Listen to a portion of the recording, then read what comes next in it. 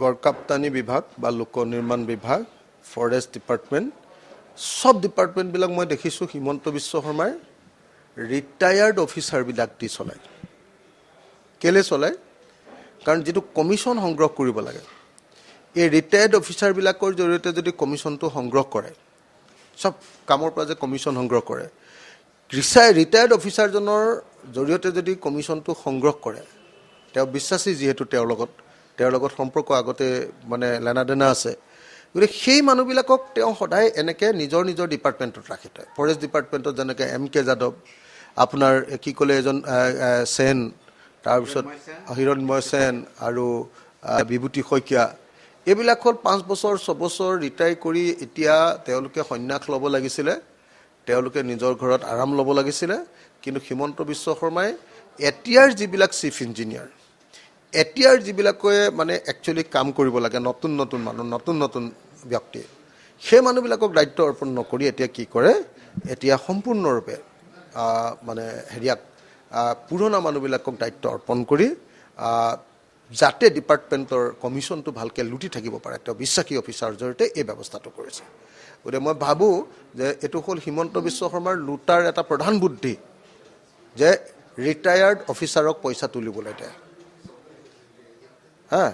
যিহেতু চাকৰিটো এনেহে পৰি আছে, দৰমহাটো পোৱাটোৱে তেওঁৰ কাৰণে বহুত ডাঙৰ কথা। গতিকে যদি ৰিটায়াৰ্ড অফিচাৰজনে তোলে, পইচাটো তাৰমানে চিধাকৈ গোটেইটো দি দিয়ে, কথাটো সেইটো। গড়কাপ্তানি বিভাগ বা লোক নিৰ্মাণ বিভাগ ফৰেষ্ট ডিপাৰ্টমেণ্ট সব ডিপাৰ্টমেণ্টবিলাক মই দেখিছোঁ হিমন্ত বিশ্ব শৰ্মাৰ ৰিটায়াৰ্ড অফিচাৰবিলাক দি চলায়। কেলে চলায়?